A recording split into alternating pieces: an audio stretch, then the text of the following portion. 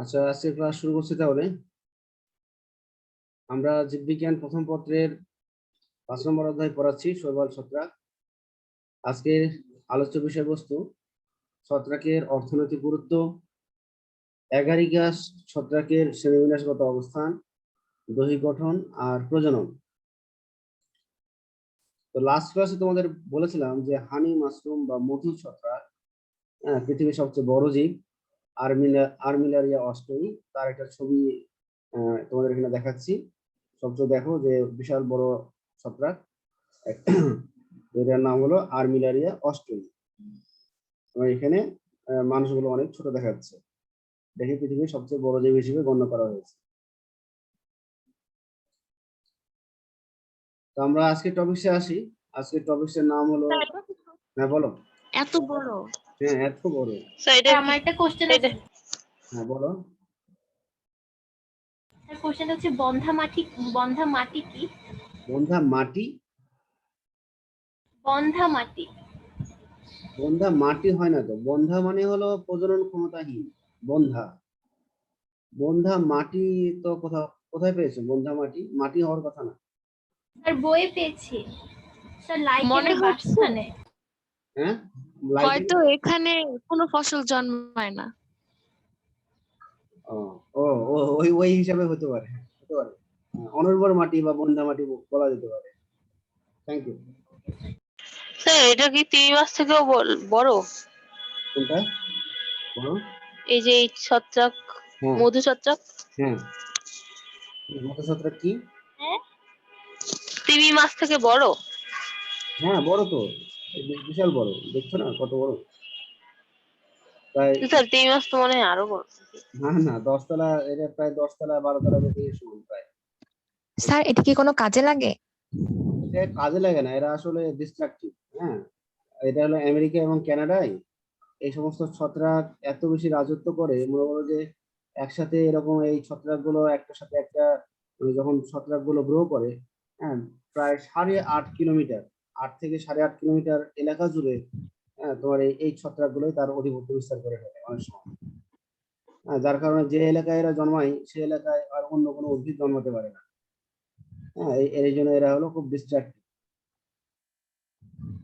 এরা হলো মাটি, মানে জঙ্গলের, মনে করো যে অন্যান্য উদ্ভিদের উপর এরা প্রভাব বিস্তার করতে পারে, যেহেতু এরা শোষণক্ষম উদ্ভিদ। হ্যাঁ, এই জন্য এই সমস্ত ছত্রাক খুব একটা কাজের না। স্যার আমার আরেকটা কোশ্চেন আছে। হ্যাঁ বলো। স্যার পেন্টাভ্যালেন্ট ভ্যাকসিন কি? পেন্টাভ্যালেন্ট ভ্যাকসিন সম্ভবত এটা মনে হয় ইতে দেখেছো না, কলেরায় নাকি? স্যার ভাইরাসে। কলেরা, কলেরা নাই, কোনটাই, হেপাটাইটিস। জি স্যার। হেপাটাইটিস বি ভাইরাসের যে টিকা, তাই না? জি স্যার, হেপাটাইটিস বি ভাইরাসে। জি স্যার, তো 5টা ডোজ। হ্যাঁ, পেন্টা মানে কি তোমার বলো? 5। তো ওখানে 5টা ডোজ ছিল না, 4টা ডোজ আর একটা হলো বুস্টার ডোজ। জি স্যার। হ্যাঁ, এই জন্য হলো পেন্টাভ্যালেন্ট। তো যাই হোক, আমরা এখন আসি ছত্রাকের অর্থনৈতিক গুরুত্ব। প্রথমে আমরা আসবো উপকারী। হ্যাঁ বলো। স্যার আগের ক্লাসের যৌন জনন শেষ করতে পারেননি, মাঝে কেটে গেছিল। না, পরে কয়েকজন জয়েন হয়েছিল। হ্যাঁ, ওই যে কারেন্টের ডিস্টার্ব দেখা দিয়েছিল, পরে কয়েকজন জয়েন হয়েছিল। আমার ওই ভিডিওতে দেওয়া আছে, লাস্টে একটু দেখে নিও কষ্ট করে। আচ্ছা স্যার, ঠিক আছে। তো আমরা আসি ছত্রাকের অর্থনৈতিক গুরুত্ব, উপকারী ভূমিকা। খাদ্য হিসেবে যে সমস্ত ছত্রাক ব্যবহার হয়, যার মধ্যে মাশরুম, অ্যাগারিকাস ভলভেরিয়ানা, মোরেল, মোরসেলা, ট্রাফল, টিউবার প্রভৃতি নামে পরিচিত বিভিন্ন ছত্রাক খাদ্য হিসেবে ব্যবহৃত হয়। এছাড়াও সবজি হিসেবে কিছু মাশরুম ব্যবহার হয়, যার নাম অ্যাগারিকাস পিসকোরাস আর অ্যাগারিকাস ক্যাম্পেস্ট্রিস। এবং যে খাদ্যগুলো আমরা, স্যার মাশরুমের বৈজ্ঞানিক নাম কি অ্যাগারিকাস হবে? তার, স্যার মাশরুমের বৈজ্ঞানিক নাম হ্যাঁ অ্যাগারিকাস। অ্যাগারিকাস, এই যে এ মানে অ্যাগারিকাস, এই যে উপরে দেওয়া আছে। হ্যাঁ, তোমাদের আরেকটা জিনিস আচ্ছা স্যার। বুঝে দিই। যখন তোমরা কোনো আর্টিকেল লিখবা বা কখনো এরকম, মনে করো যে 2-3 পেজের কোনো একটা লিখতেছো, তথ্য লিখতেছো, সেখানে প্রথমে বৈজ্ঞানিক নামটা পুরা দিবা। যেমন অ্যাগারিকাস বিস্পোরাস প্রথমে দিয়ে দিলা, পরে যদি ওই অ্যাগারিগাস বিস্পোরাস বারবারই আসে, তখন তুমি এই শর্ট ফর্মে লিখবা এ ডট বিস্পোরাস। বুঝতে পেরেছো? ওই অ্যাগারিগাস গন আর লেখা লাগবে না, যেহেতু আমি এখানে অ্যাগারিগাস লিখেছি এই জন্য অ্যাগারিগাস এ মানে এখানে অ্যাগারিগাস। আচ্ছা, জি স্যার, বুঝতে পেরেছি। তাহলে এই সমস্ত খাদ্যে প্রচুর ভিটামিন এবং মিনারেল পাওয়া যায়। ওষুধ তৈরিতে পেনিসিলিয়াম নোটাটাম, পেনিসিলিয়াম ক্রাইসোজেনাম থেকে পেনিসিলিন নামক অ্যান্টিবায়োটিক, পেনিসিলিয়াম গ্রাইসিও ফুলভাম থেকে গ্রাইসিও ফুলভিন, এটা ছত্রাকজনিত রোগের চিকিৎসায় ব্যবহার হয়। এছাড়াও ক্ল্যাভিসেপস পারপুরিয়া থেকে এক ধরনের উপাদান তৈরি হয় এরগট, যেটা মহিলাদের বাচ্চা প্রসবের পর যে রক্তক্ষরণ হয় সেটা বন্ধ করার ক্ষেত্রে ব্যবহার হয়। স্ট্রেপ্টোমাইসিস গ্রিসিয়াস থেকে স্ট্রেপ্টোমাইসিন নামক অ্যান্টিবায়োটিক তৈরি হয়, যেটা ব্যাকটেরিয়া নাশক হিসেবে ভূমিকা পালন করে। তারপর হলো ট্রলিপোক্ল্যাডিয়াম ইনফ্ল্যাটাম থেকে সাইক্লোস্পোরিন নামক অ্যান্টিবায়োটিক তৈরি হয় এবং এটা অর্গান ট্রান্সপ্লান্টে ব্যবহার হয়। অ্যাসপারজিলাস থেকে স্টেরয়েড তৈরি হয়, যেটা আর্থ্রাইটিস নিরাময়ে ব্যবহার হয়। আর্থ্রাইটিস হলো অস্থি সন্ধিতে ব্যথা। মাটির উর্বরতা বৃদ্ধি ও পরিবেশ সংরক্ষণে অধিকাংশ মৃতজীবী ছত্রাক মৃত জীবদেহ ও জৈব বর্জ্য পচনের মাধ্যমে জৈব সার তৈরি করে, যা মাটির সাথে মিশে যায় এবং মাটির উর্বরতা বৃদ্ধি করে। এর ফলে পরিবেশের ভারসাম্য রক্ষা হয়। তাছাড়া ছত্রাক বায়ো রিমিডিয়েশন প্রক্রিয়ায় পরিবেশ থেকে বিষাক্ত দূষণ পদার্থ বিশ্লিষ্ট করে থাকে। বায়ো রিমিডিয়েশনটা বুঝো? না স্যার। বায়ো রিমিডিয়েশনটা হলো যে কিছু বর্জ্য পদার্থ আছে যেটা পরিবেশের জন্য ক্ষতি করে, তো ছত্রাক কি করে এই ক্ষতিকর পদার্থগুলোকে বিশ্লিষ্ট করে দেয় এবং মাটির সাথে মিশিয়ে দেয়। এই প্রক্রিয়াকে আমরা বলবো বায়ো রিমিডিয়েশন, যার ফলে পরিবেশ ক্ষতিকর প্রভাব থেকে রক্ষা পেল। মৌলিক গবেষণা বিশ্লিষ্ট করে মানে কি ভেঙে ফেলে? ভেঙে ফেলে মানে উপাদানে বিশ্লিষ্ট করে। স্যার ডায়াস্টেস কি? ডায়াস্টেজ হলো এনজাইমের নাম। আচ্ছা স্যার। মৌলিক গবেষণায় বর্তমানে উচ্চতর গবেষণার কাজে স্যাকারোমাইসিস যেমন ইস্ট, নিউরোস্পোরা, অ্যাসকোবোলাস এর বিভিন্ন প্রজাতি ব্যবহার হয়। বিভিন্ন শিল্পজাত দ্রব্য তৈরিতে আমরা বেকারি যে পাউরুটি তৈরি হয়, কেক তৈরি হয়, সেখানে কি ইস্ট ব্যবহার হয়, স্যাকারোমাইসিস সেরেভিসি, বা তোমরা হয়তো বেকিং পাউডার নামে অনেকে পরিচিত। বেকিং পাউডারের যে গুঁড়াটা সেখানে কিন্তু ইস্টের গুঁড়া মেশানো থাকে। সুরভিত পনির তৈরিতে পেনিসিলিয়াম ক্যামেম্বার্টি, পেনিসিলিয়াম রসকিউফোর্টি ইত্যাদি ব্যবহার হয়। তারপরে জিবেরিলা ফুজিকোরাই থেকে জিবেরিলিন হরমোন তৈরি করা হয়। উৎসেচক বা এনজাইম তৈরিতে স্যাকারোমাইসিস সেরেভিসি থেকে ইনভার্টেস, অ্যাসপারজিলাস থেকে ডায়াস্টেজ এনজাইম তৈরি হয়। অ্যালকোহল তৈরিতে স্যাকারোমাইসিস সেরেভিসি একে ব্রিওয়ারিস্ট বলা হয়, কারণ এই ইস্ট থেকে যে অ্যালকোহলটা তৈরি হয় তার নাম বিয়ার। চাউল থেকে চোলাই মদ তৈরিতে অ্যাসপারজিলাস অরিজি ছত্রাক ব্যবহার হয়। জৈব অ্যাসিড তৈরিতে অ্যাসপারজিলাস পেনিসিলিয়ামের বিভিন্ন প্রজাতি, oxalic acid, citric acid, fumaric acid তৈরিতে ব্যবহার হয়। স্যাকারোমাইসিসের বিভিন্ন প্রজাতি। স্যার জৈব অ্যাসিড কোন কোন কাজে ব্যবহার করা হয়? জৈব অ্যাসিড সাধারণত যেমন হলো যে আচার বা তোমার হলো বিভিন্ন যে চাটনি, হ্যাঁ, বা আমরা বিভিন্ন ধরনের ফলের জুস, জ্যাম, এই সমস্ত প্রিজারভেশনের জন্য এই জৈব অ্যাসিড গুলো সাধারণত ব্যবহার করা হয়। ঠিক আছে স্যার। আচ্ছা, স্যাকারোমাইসিসের বিভিন্ন প্রজাতি ভিটামিন বি, সি তৈরি করে। তারপর হলো গ্লিসারিন তৈরি করে। কোকোর বীজ থেকে চকোলেট সংগ্রহ করে সুগন্ধযুক্ত করতে ব্যবহার হয়। অপকারী ভূমিকা খাদ্যদ্রব্য পচন ও বিষক্রিয়া সৃষ্টি। অ্যাসপারজিলাস, পেনিসিলিয়াম প্রভৃতি ছত্রাক আচার, চাটনি, জ্যাম, জেলি নষ্ট করে। ছত্রাকের আক্রমণে গুদামজাত শস্য নষ্ট হয়ে যায়। আর অ্যাসপারজিলাস ফ্লেভাস মাইক্রোটক্সিন নামক এক ধরনের বিষাক্ত পদার্থ তৈরি করে, যার ফলে খাদ্যে পচন হয়। কাঠের পচন ও ক্ষয়, কোরিয়া, সার্কুলা, পলিপোরাস ইত্যাদি ছত্রাক কাঠের পচন সৃষ্টি করে মূল্যবান সম্পদ নষ্ট করে। কাগজ নষ্টে পেনিসিলিয়াম অ্যাল্টারনারিয়া, ফিউজারিয়াম ছত্রাক কাগজকে নষ্ট করে। চামড়া ও কাপড়ের চিতি, অনেক সময় দেখা যায় যে চামড়ার তৈরি কোনো জিনিস বা কাপড় যদি আমরা আলমারিতে দীর্ঘদিন রেখে দিই, সেগুলো যদি আলো বাতাসের সংস্পর্শে না আনি, তখন দেখা যাবে যে 6 মাস বা 1 বছর পর যদি আলমারি খুলি তাহলে দেখা যাবে যে ওই কাপড়ে ছত্রাক গ্রো করছে। ওই ছত্রাকগুলো অ্যাসপারজিলাস। হ্যাঁ, এরা তখন কি করে, চিতি কি?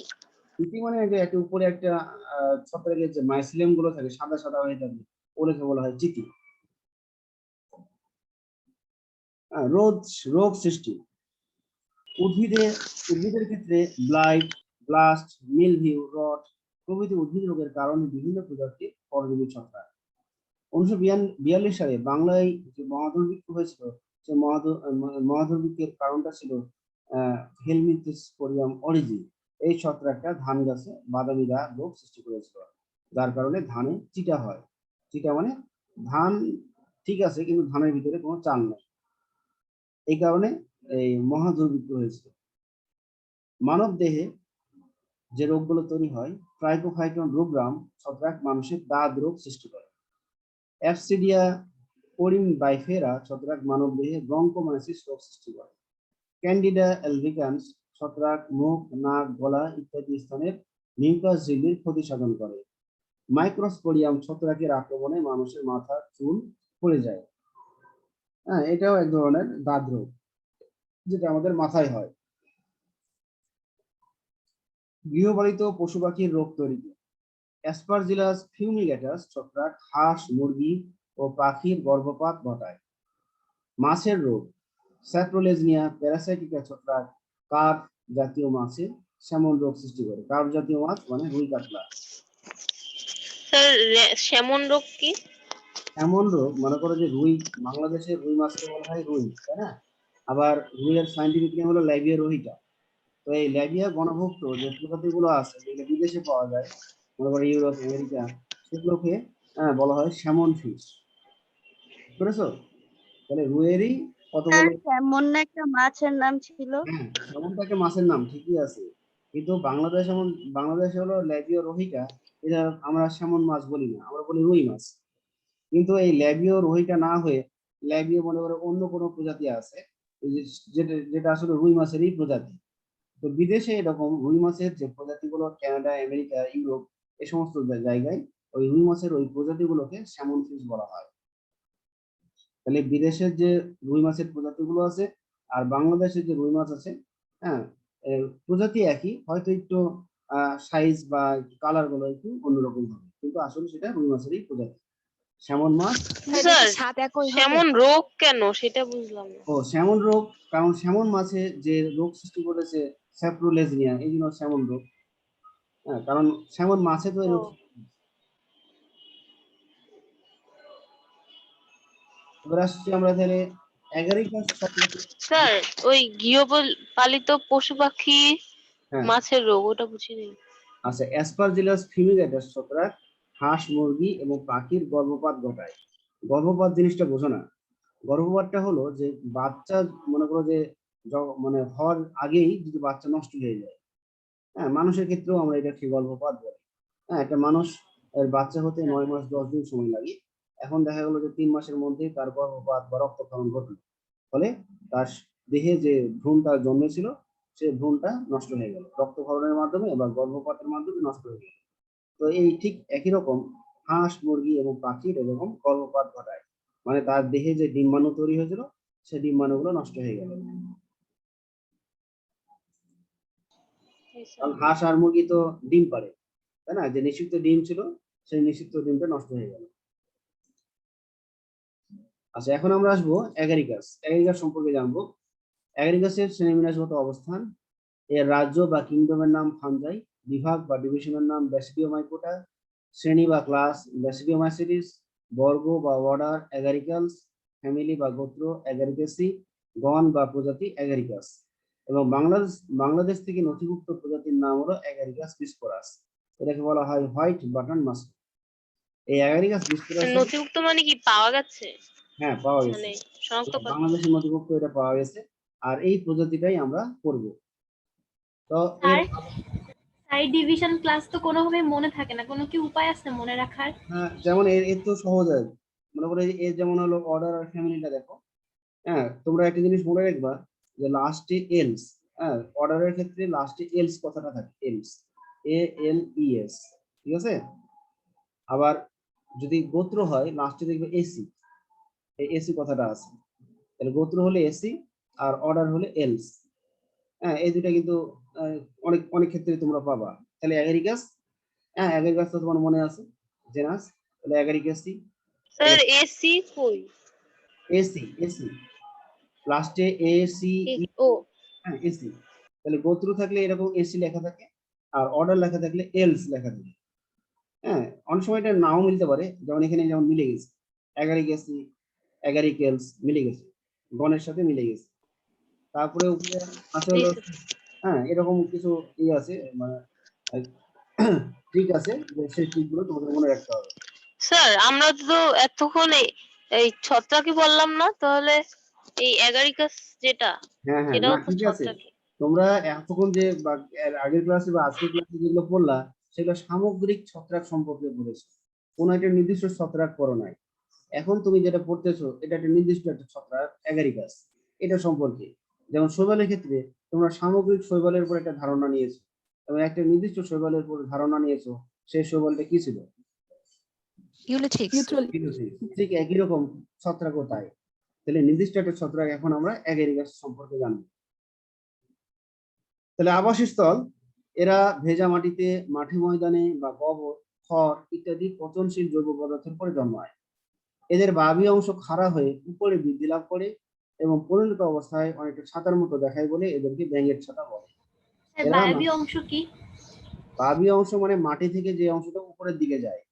যদি আমরা ছবিটা দেখি, তাহলে এই মাইসিলিয়ামটা হলো নিচের অংশ, আর মাইসিলিয়ামের থেকে উপরে যে অংশটা গেছে সেটাই হলো বায়বীয় অংশ। হ্যাঁ, মাটির উপরের অংশটা হলো বায়বীয় অংশ। স্যার এটা কি জনন কাজে জড়িত? হ্যাঁ হ্যাঁ, জনন কাজে জড়িত। আচ্ছা, অনেক সময় খালি জায়গায় অনেকগুলো মাশরুম, বিশেষ করে মাশরুমের যে পাইলিয়াস, সেটা বৃত্তাকারে বা চক্রাকারে অবস্থান করতে দেখা যায়, এবং এই ধরনের চক্রকে আমরা বলবো ফেয়ারি রিং বা পরিচক্র। অ্যাগারিকাসের যদি আমরা একটা পূর্ণাঙ্গ অ্যাগারিকাসের গঠন যাই, তাহলে অ্যাগারিকাসকে আমরা দুটো অংশে ভাগ করবো, একটা হলো মায়োসিলিয়াম, একটা হলো ফ্রুট বডি। আমরা ছবিতে একটু দেখে নিই। তাহলে নিচে যে দৈহিক অঙ্গ সেটাকে বলবো আমরা মায়োসিলিয়াম, আর উপরে যে জনন অংশ বা বায়বীয় অংশ সেটাকে আমরা বলবো ফ্রুট বডি। আর ফ্রুট বডির আরো একটা নাম আছে ব্যাসিডিও কার্প।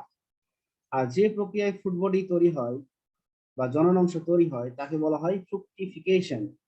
তাহলে ফ্রুকটিফিকেশন কাকে বলে? যে অ্যাগারিকাসের ফ্রুট বডি তৈরির প্রক্রিয়ার নাম। তাহলে এই ফ্রুট বডি কে তৈরি করছে? ফ্রুট বডি তৈরি করছে মাইসিলিয়ামের একটি বায়বীয় হাইফা। বায়বীয় হাইফা এই ফ্রুট বডি তৈরি করে। আর ফ্রুট বডিতে কি কি আছে? হ্যাঁ, ফ্রুট বডিতে আমরা দেখতে পাচ্ছি নিচে দণ্ডের মতো একটা অংশ স্টাইপ, আর স্টাইপের অগ্রভাগে চারদিকে একটা ছাতার মতো বৃত্তাকার বা গোলাকার একটা গঠন, যার নাম পাইলিয়াস। পাইলিয়াসের ঠিক অঙ্কীয় দিকে রয়েছে গিল বা ল্যামেলি। আর স্টাইপের অগ্রভাগে বা স্টাইপ আর পাইলিয়াসের সংযোগস্থলে আংটির মতো গঠন, যার নাম হলো অ্যানুলাস। আর গিলের যদি আমরা লম্বচ্ছেদ করি, তাহলে আমরা এই জিনিসটা দেখতে পাবো, ব্যাসিডিয়াম, স্টেরোগোমা, ব্যাসিডিওস্পোর। তো এইগুলো সম্পর্কে আমরা পরে আসবো। আমরা আগে জেনে নিই মাইসিলিয়াম সম্পর্কে। তাহলে আমরা জানি যে মাইসিলিয়াম হলো অত্যন্ত শাখা প্রশাখা যুক্ত, সূত্রাকার, সাদা রঙের এবং মাটি ও জৈব বস্তুর একটু ভেতরে এরা অবস্থান করে। প্রস্থপ্রাচীর বিশিষ্ট অসংখ্য হাইফি নিয়ে মাইসিলিয়াম গঠিত। হাইফিগুলো আবাসস্থল থেকে খাদ্য শোষণ করে। আমরা মাইসিলিয়ামের গঠনটা দেখলেই বুঝতে স্যার পারবো। প্রস্থপ্রাচীর বিশিষ্ট। হ্যাঁ, এই যে আমরা এখানে দেখতে পাচ্ছি, এই যে নিচে একটা ধরো, এটা একটা হাইফা। হাইফার এখানে আমরা কালো কালো একটা দাগ দেখতে পাচ্ছি, খেয়াল করেছো? আড়াআড়ি একটা কালো কালো দাগ জি দেখা স্যার। যায়, ওগুলাই হলো প্রস্থপ্রাচীর। তাহলে হাইফার প্রোটোপ্লাস্ট যদি এরকম প্রস্থপ্রাচীর দ্বারা বিভক্ত আছে। তাহলে হাইফার কোষগুলোতে দানাদার প্রোটোপ্লাজম থাকবে, একাধিক নিউক্লিয়াস থাকবে, ছোট ছোট কোষ গহ্বর এবং সঞ্চিত খাদ্য হিসেবে তেল বিন্দু থাকবে। অনেক সময় দেখা যায় হাইফাগুলো পৃথকভাবে থাকতে পারে, আবার কিছু সংখ্যক একসাথে জড়াজড়ি করে দড়ির মতো বা রশির মতো গঠন তৈরি করে, যাকে রাইজোমর্ফ বলা হয়। তাহলে আমাদের এই ছবিতে কোনগুলো দেখা যাচ্ছে যে পৃথক আছে, আবার কোনগুলো দেখা যায় যে দুই তিনটা হাইফা একসাথে মিলেমিশে দড়ির মতো একটা গঠন তৈরি করবে। আর যদি আমরা এখানে বুঝতে পারছি না আসলে দড়ির মতো গঠন কোনটা। হ্যাঁ, দুই তিনটা হাইফা একসাথে নিজেদের মধ্যে প্যাঁচ লেগে যায়, আর প্যাঁচ লেগে যে দড়ির মতো গঠন তৈরি করে, একে বলা হবে রাইজোমর্ফ। অ্যাগারিকাসের মাইসেলিয়াম বহুবর্ষজীবী হওয়ায় কিছু হাইফি বিনষ্ট হলেও অবশিষ্ট হাইফি পুনরায় ফুটবডি তৈরিতে সক্ষম। হাইফি খুব দ্রুত বৃদ্ধি লাভ করে, এমনকি কিছু কিছু ক্ষেত্রে একদিনে 1 কিলোমিটার হাইফি তৈরি করতে পারে। তাহলে আমরা নিচের যে মাইসেলিয়ামটা বললাম, এই মাইসেলিয়ামটা হলো বহু বর্ষজীবী। ধরা যাক উপরে ফুটবডি এই বছরের বর্ষাকালে তৈরি হলো, আর তখন ফুটবডি যখন তার জনন অংশ কাজ শেষ করলো, তখন ফুটবডিটা নষ্ট হয়ে যায়। কিন্তু নিচে মাটিতে মাইসেলিয়াম থেকে গেল। মাইসেলিয়াম যেহেতু বহু বর্ষজীবী, পরের বছরে আবার মনে করো বর্ষাকাল যখন শুরু হবে, তখন দেখা যাবে ওই মাইসেলিয়ামের একটা হাইফা, বায়বীয় হাইফা আবার ফুটবডি তৈরি করে যাবে। তো এইভাবে দেখা যায় মাইসেলিয়াম বহু বর্ষ, বহুবর্ষী মানে কি অনেক বছর বাঁচবে? অনেক বছর বেঁচে থাকবে। ঠিক আছে, অনেক, তাহলে ফুটবডি কিন্তু প্রতি বছর তৈরি হয়, আর মাইসেলিয়াম এটা মাটির নিচে থেকে যায়। আমরা এবার আসছি ফুটবডি বা ব্যাসিডিও কার্প। তাহলে আমরা নিচের ভূনিম্নস্থ অংশ মাইসেলিয়াম অংশ বাদে উপরে যে অংশটা আছে তাকে আমরা বলবো ফুটবডি, যেটা ব্যাঙের ছাতার মতো অংশ। তাহলে এটি হলো অ্যাগারিকাস ছত্রাকের বায়বীয় বা দৃশ্যমান অংশ, যা মাটি বা আবাদ মাধ্যম থেকে উপরে বাড়তে থাকে। পরিণত অবস্থায় এর দুটো অংশ আমরা একটু আগেই জেনেছি। গোড়ার দিকে আছে স্টাইপ, কাণ্ডের মতো অংশ, আর উপরে ছাতার মতো অংশ হলো পাইলিয়াস। স্টাইপ এটি দীর্ঘ বেলনাকার এবং সাধারণত সাদা বর্ণের হয়। এর মাথায় চক্রাকার আংটির মতো একটি অংশ থাকে, যাকে অ্যানুলাস বলে। এই যে আমরা বলতেছি এই যে দণ্ডের মতো বা কাণ্ডের মতো অংশ, যার নাম স্টাইপ, এটা মাইসেলিয়াম থেকে উপরের দিকে দণ্ডের মতো থাকে। আর স্টাইপটা হবে কি সাদা বর্ণে বর্ণ। আর এখানে কি থাকবে, যে স্টাইপের অগ্রভাগে আমরা দেখবো যে আংটির মতো একটা গঠন রয়েছে, যার নাম হলো অ্যানুলাস। আর স্টাইপের যদি আমরা কেন্দ্রীয় অংশ চিন্তা করি, সেটাকে বলবো আমরা মেডুলা বা কর্টেক্স, মেডুলা বা মজ্জা। আর বাইরের স্টাইপের বাইরের যে অংশ সেটাকে আমরা বলবো কর্টেক্স। তাহলে আমরা বলতেছি স্টাইপের স্ট্রাইপের ভেতরের অংশ হচ্ছে মেডুলা, তো ওখানে কি থাকে? ফাঁকা থাকে? মেডুলা বা মজ্জা। তাহলে আমরা এখানে বলছি স্টাইপের পরিধির দিকের হাইফি গুলো বহিস্তর বা কর্টেক্স গঠন করে। আমরা তো একটু আগে বললাম যে মাইসেলিয়ামের একটা বায়বীয় হাইফা এই ফুটবডি তৈরি করে। তাহলে স্টাইপ গঠনে দেখা যায় যে বাইরের যে হাইফা গুলো গঠন করে সেটা হলো তোমার হলো কর্টেক্স, আর স্টাইপের কেন্দ্রে যে হাইফা গুলো আছে সেগুলো গঠন করবে হলো মজ্জা। তাহলে ওগুলো হলো হাইফারি গঠন। তাহলে স্টাইপের পরিধির দিকের হাইফি গুলো বহিস্তর বা কর্টেক্স গঠন করে, আর কেন্দ্রীয় অঞ্চলের হাইফি গুলো মজ্জা বা মেডুলা নামে পরিচিত। পাইলিয়াস, তাহলে স্টাইপের উপরে আমরা দেখতে পাবো ছাতার মতো অংশ। তাহলে পরিণত অবস্থায় এরা স্ফীত, গোলাকার এবং উত্তল হয়, এবং এর পৃষ্ঠদেশ মাংসল। তাহলে এর পৃষ্ঠদেশটা মাংসল হবে। তরুণ অবস্থায় পাইলিয়াসটি ভেলাম নামক একটি পাতলা ঝিল্লিময় আবরণ দ্বারা আবৃত। আর পাইলিয়াসের নিচের দিকে ঝুলন্ত অবস্থায় পর্দার ন্যায় অংশটি গিল বা ল্যামেলি বলে। ল্যামেলিতে অসংখ্য ব্যাসিডিয়া সৃষ্টি হয়। তাহলে আমরা এখানে দেখতে পাচ্ছি যে পাইলিয়াসের অঙ্কীয় দিকে এরকম ঝুলন্ত ভাবে অসংখ্য গিল বিন্যস্ত আছে। এই গিলের আরেকটা নাম ল্যামেলি। আর এই গিল কি ধারণ করে? গিল ধারণ করে ব্যাসিডিয়া। তাহলে আমরা এখানে দেখতে পাচ্ছি যে এই গিলের সংখ্যা কতগুলো তোমাদের জানা আছে? একটা পরিণত অ্যাগারিকাস করে যে পাইলিয়াস প্রায় 300 থেকে 500টা এই গিল ধারণ করতে পারে। এটা স্লাইডে কোথাও দেওয়া নাই। তাহলে আমরা গিল কি হচ্ছে পর্দা নাকি? গিল মনে করে যে একটা ঝুলন্ত একটা পর্দার মতো অংশ। এই গিলেই আসলে গিলের মধ্যে যে ব্যাসিডিয়ামটা আছে, এই ব্যাসিডিয়ামটাই মূলত প্রজননে ভূমিকা রাখে। তাহলে গিলটা খুব ইম্পর্টেন্ট। তাহলে কি 300 থেকে 500টা পর্দা থাকে? গিল গিল গিল গিল থাকবে। গিল তো পর্দার মতো অংশ না? এই যে আমরা এখানে দেখতে পাচ্ছি এই যে এইরকম ডট ডট ডট দিয়ে একটা পর্দা দেখানো আছে, ওটাই হলো একটা গিল।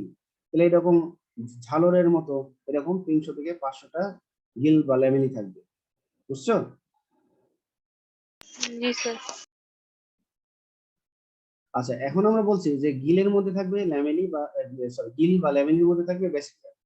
আর প্রতিটি ব্যাসিডিয়ামের অগ্রভাগে থাকবে টেস্টেরিগোমা নামক 4টি সরু ও ক্ষুদ্র দণ্ডের ন্যায় অংশ।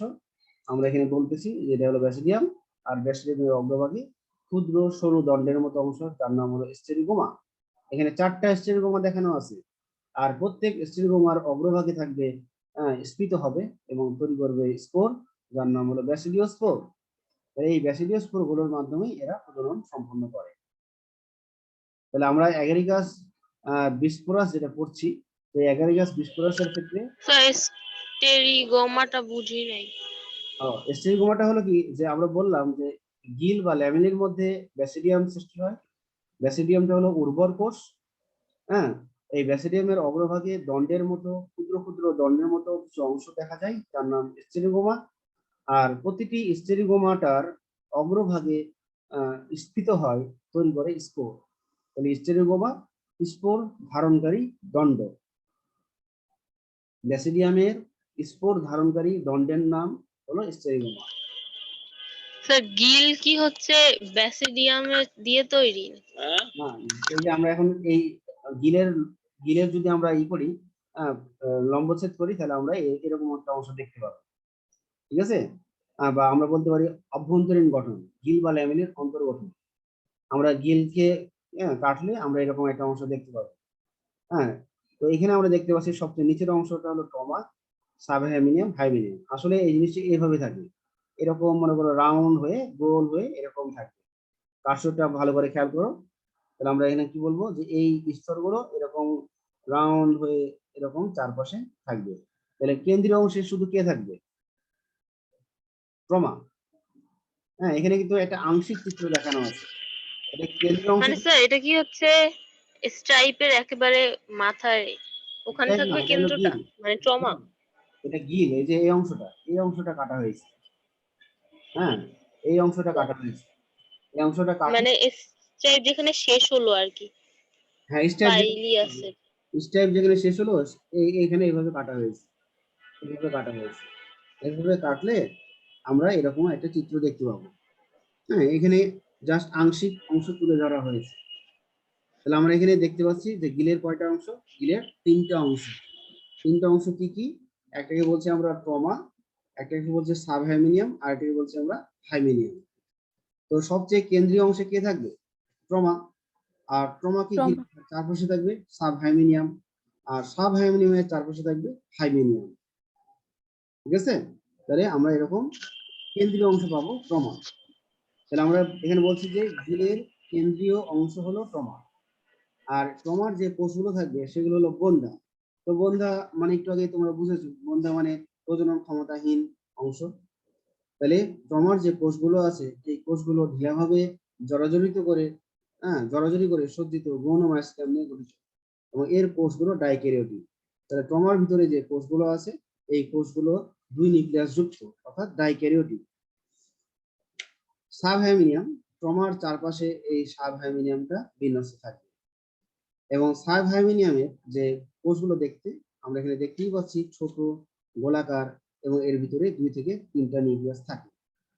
আর এই ধরনের ঠিক আছে, এক পাশে দেখা যাচ্ছে, উভয় দিক থেকে বললো যে। আমি তো বললামই যে এটা জাস্ট আংশিক একটা চিত্র তুলে ধরা হয়েছে, আংশিক একটা চিত্র তুলে ধরা হয়েছে।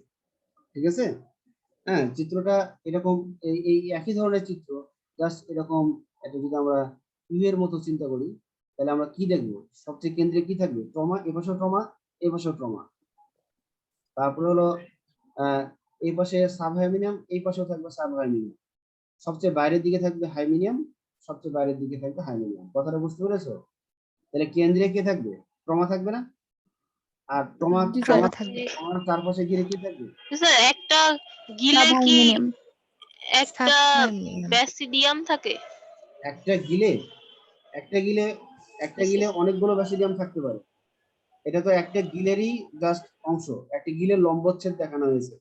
এই লম্বচ্ছেদটা হলো আংশিক দেখানো হয়েছে, পূর্ণাঙ্গ লম্বচ্ছেদ এখানে দেখানো হয়নি। বুঝতে পেরেছো? তাহলে সবচেয়ে কেন্দ্রীয় অংশে কে থাকবে? ট্রমা। আর ট্রমাকে ঘিরে রাখবে কে? সাবহ্যামিনিয়াম। সাবহারমোনিয়াম। আর সাবহ্যামিনিয়ামকে চারপাশ থেকে ঘিরে রাখবে কে? হাইমিনিয়াম। কথাটা বুঝতে পেরেছো? হাইমেনিয়াম। হাইমেনিয়াম। এবার কি সবার হ্যাঁ, স্যার। ক্লিয়ার হয়েছে?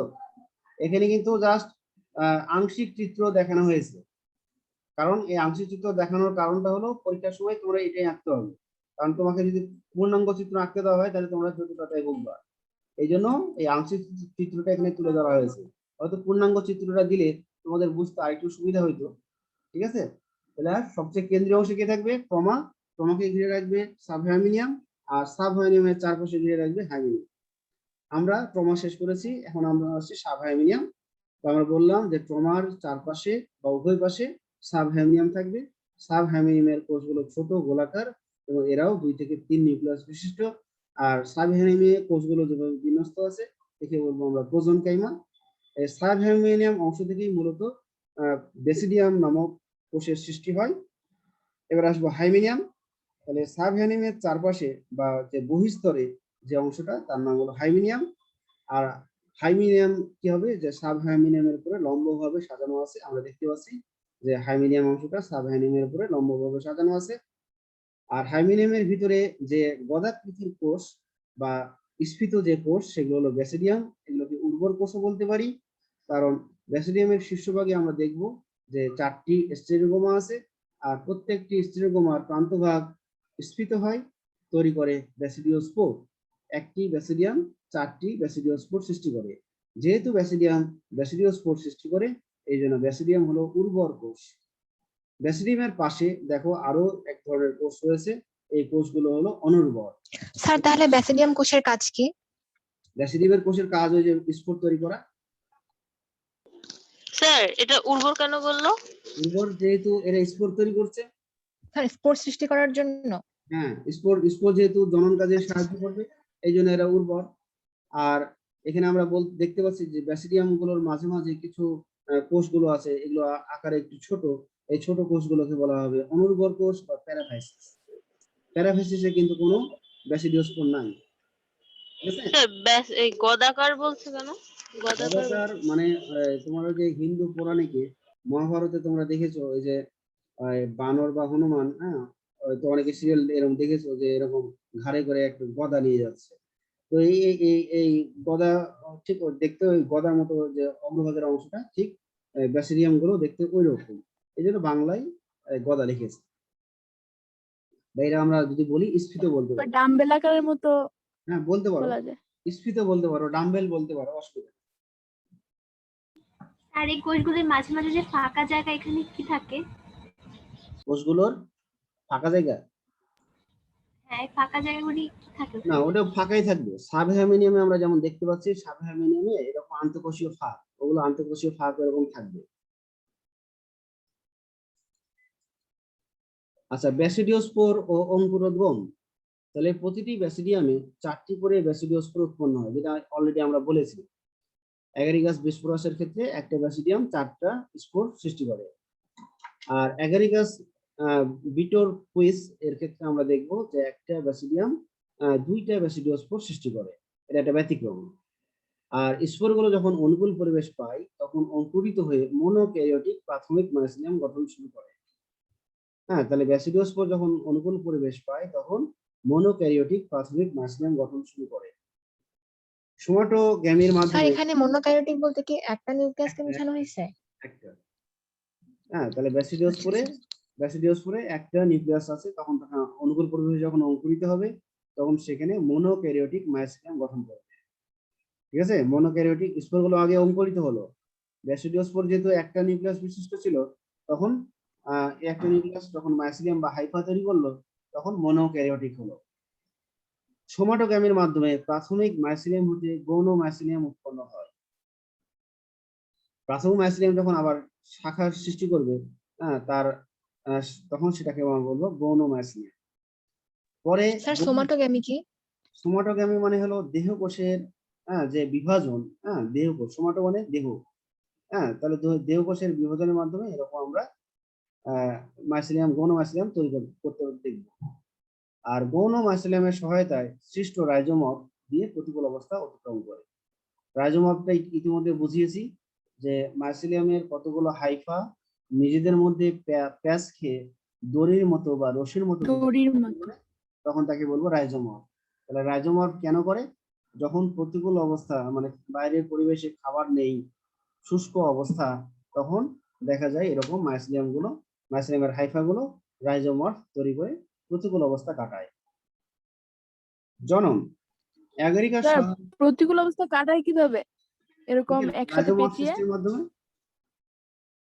রাইজোমর্ফটা কি জিনিস সেটা তো তোমাদের বললাম, যে মাইসেলিয়ামের কতগুলো হাইফা নিজের মধ্যে হ্যাঁ, প্যাচ দড়ির মতো। দড়ির মতো গঠন তৈরি করে, যাকে বলা হয় রাইজোমর্ফ। এই রাইজোমর্ফ এই প্রতিকূল অবস্থায় সময় তৈরি হবে, যার ফলে প্রতিকূল অবস্থাকে থেকে নিজেকে রক্ষা করার জন্য এরকম রাইজোমর্ফ তৈরি করবে মাইসেলিয়াম।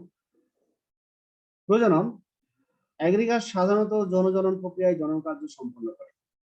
যৌন স্পোর উৎপাদনকারী অঙ্গের নাম ব্যাসিডিয়াম। আর এই ব্যাসিডিয়ামে আমরা দেখেছি যে স্পোরগুলো তৈরি হয়, সেগুলো হলো ব্যাসিডিয় স্পোর। হ্যাঁ, তাহলে অ্যাগ্রিগাস বিস্পোরাসের ক্ষেত্রে আমরা দেখলাম যে ব্যাসিডিয়াম বা উর্বর কোষ, এই উর্বর কোষের অগ্রভাগে 4টে স্টেরিগোমা আর 4টে স্টেরিগোমা 4টে ব্যাসিডিয় স্পোর ধারণ করে। তাহলে এই হলো তাহলে এদের জনন অংশের গঠন। তাহলে আজকের ক্লাসে কারো কোথাও প্রবলেম আছে আর?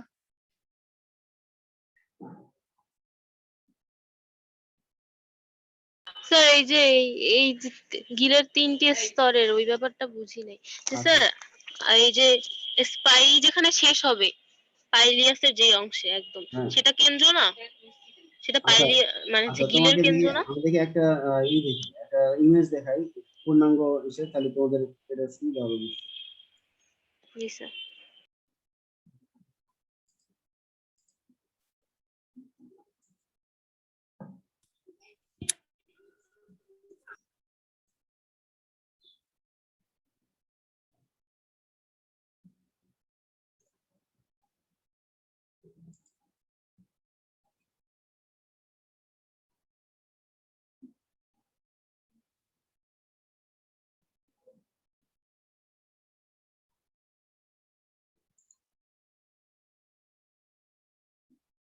এই যে এখানে একটা ছবি পেয়েছি, এই যে এটা আরো ভালো ছবি।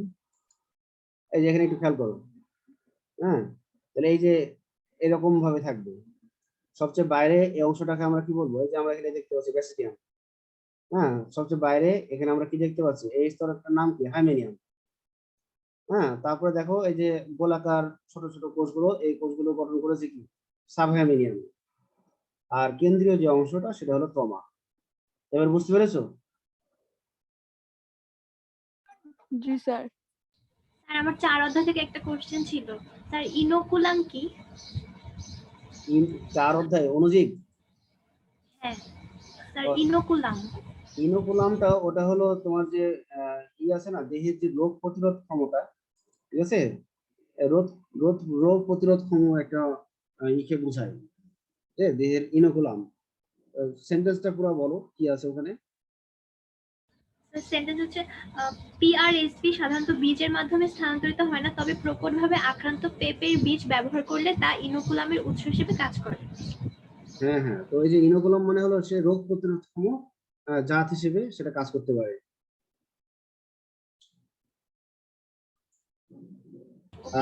তোমরা সবাই সাবধানে থাকো, কারণ করোনা ভাইরাস দিন দিন কিন্তু অনেক ছড়াই যাচ্ছে। আমি যে বিল্ডিং এ আছি সেই বিল্ডিং এও 6 তলায় 2জন আক্রান্ত হয়ে আছে। দোয়া করো যাতে আমরা সুস্থ থাকতে পারি। আর তোমরা নিজেরাও সবাই ভালো থাকো। স্যার আসসালামু আলাইকুম। স্যার আসসালামু আলাইকুম।